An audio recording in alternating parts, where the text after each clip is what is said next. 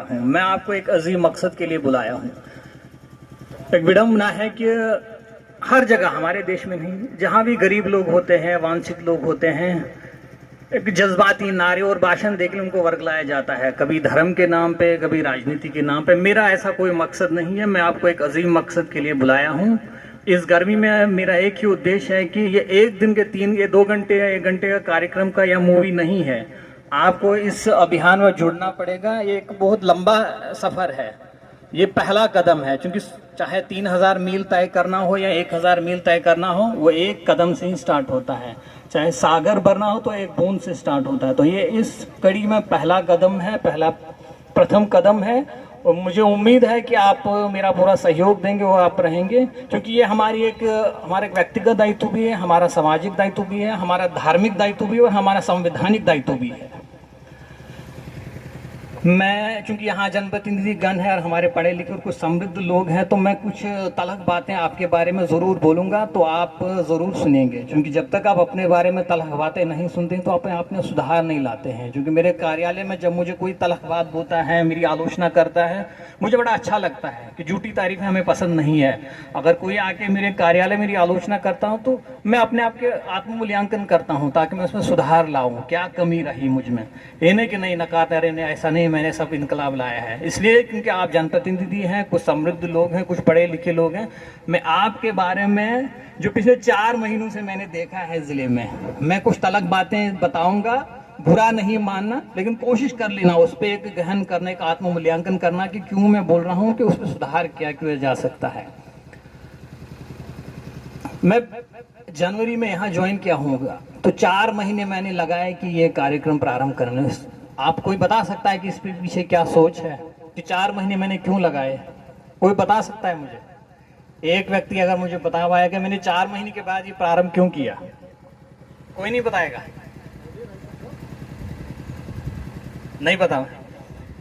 मेरे कार्यालय में प्रत्येक दिन कम से कम 30-40 लोग सभी समुदाय से, सभी जाति से, सभी प्रखंड से, सभी पंचायतों गांव से आके मिलते हैं, अपनी छोटी मोटी बड़ी बड़ी समस्या लेके। तो मैं रोज़ अपनी डायरी में लिखता है क्या समस्या है। मैंने 1 2 3 4 5 6 7 करके एक अपनी कॉपी पे नोट करता गया, उनका नाम लिखता गया, उस प्रखंड का, उस गांव का, पंचायत का नाम लिखता गया। और रात को जब जाता था, आपको लगता है कि एसपी साहब बड़ी शान शौकत के साथ जाते हैं, बड़े घर में रहते हैं, रात भर इसी में परेशान रहता था मैं, इसका क्या समाधान है, मैं क्या कर सकता हूँ। और ये भी सोचता था कि क्या ये मेरा काम है।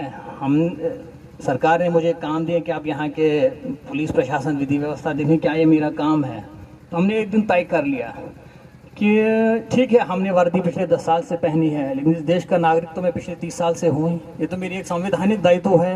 मैं जाके, अगर मुझे अल्लाह मियाँ ने मुझे किसी पद से नवाजा है, मुझे समृद्ध बनाया है, तो मेरा वांछित जो हमारे गरीब हैं उनके प्रति एक दायित्व है, एक जिम्मेदारी है। मैं क्यों ना जाऊँगा अपने ही पब्लिक के पास, ताकि मैं उस अभियान में, इस प्रयास में उनको ही जोड़ूंगा। तो उस कड़ी में आपके पास आया हूँ। तो अब मैं एक एक करके जो मुझे पिछले 4 महीनों से यहाँ के लोग मिले, तो क्या क्या समस्या उन्होंने बताई मुझे, क्या दिक्कतें हैं, उसका समाधान क्या हो सकता है। सबसे पहले मैंने देखा कि छोटे मोटे विवाद, ज़मीनी विवाद, उसके बाद मियाँ बीवी की घर के कमरे की लड़ाई भी कोर्ट कचहरी तक पहुँच जाती है।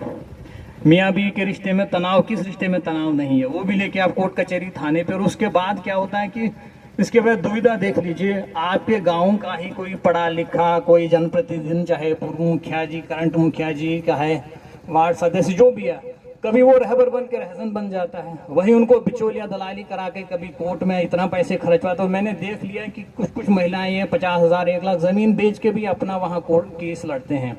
उससे क्या निकलेगा? जो अपने बुजुर्गों के सामने हल हो सकता था। मैंने उनको पूछा, आप क्यों नहीं जाते अपने पंचायत में, अपने जो सदस्य हैं वहाँ चुने आपने, अपने जो बुजुर्ग हैं, क्या वजह है? उन्होंने एक ही बात बोली कि सर, अगर हम, वो भी 2 हिस्सों में बटे हैं, अगर आप उनको वोट देते हैं तब आपका पक्ष लेंगे, नहीं वोट देंगे तो आपका पक्ष नहीं लेंगे।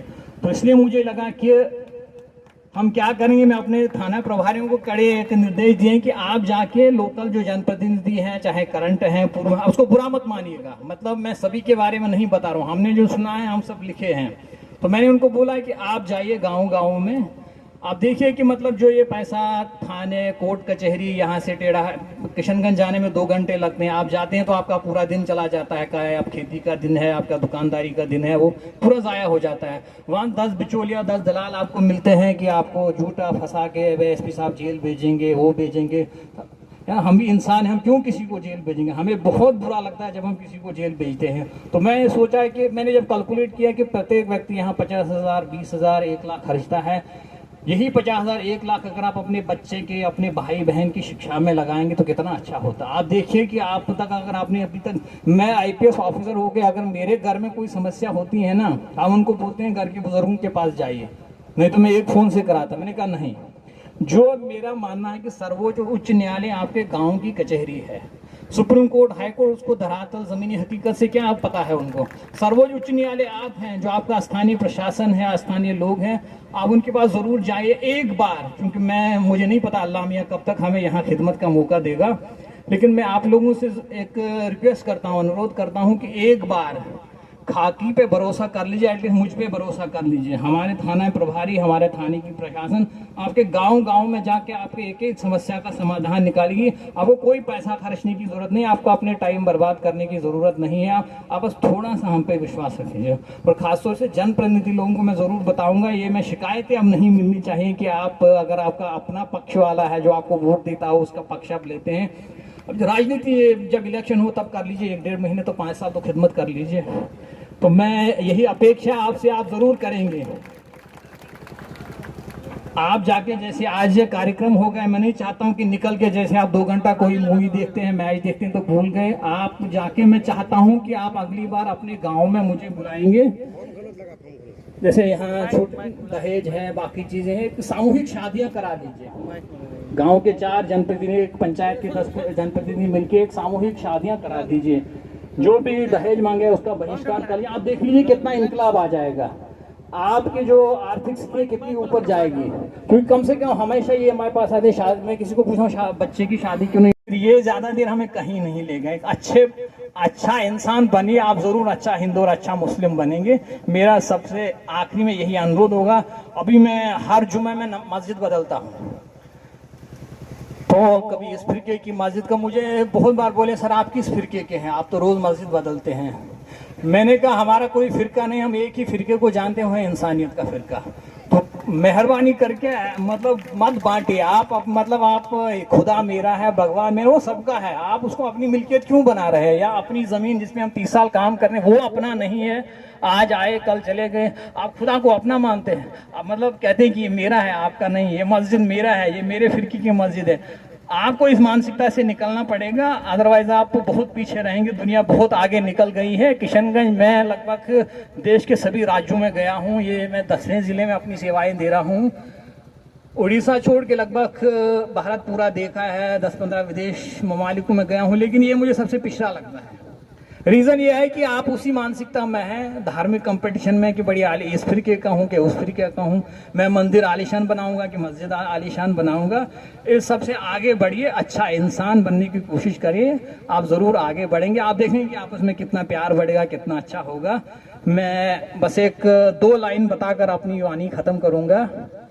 एक काश अपने मुल्क में ऐसी फ़ज़ा पैदा हो, एक काश अपने मुल्क में ऐसी फ़ज़ा पैदा हो, मंदिर जले तो रंज मुसलमान को हो, मंदिर जले तो रंज मुसलमान को हो, मस्जिद की आबरू पे आँच आ न जाए, मस्जिद की आबरू पे आँच आ न जाए, आबरू मतलब इज्जत, मस्जिद की आबरू पे आँच आ न जाए, ये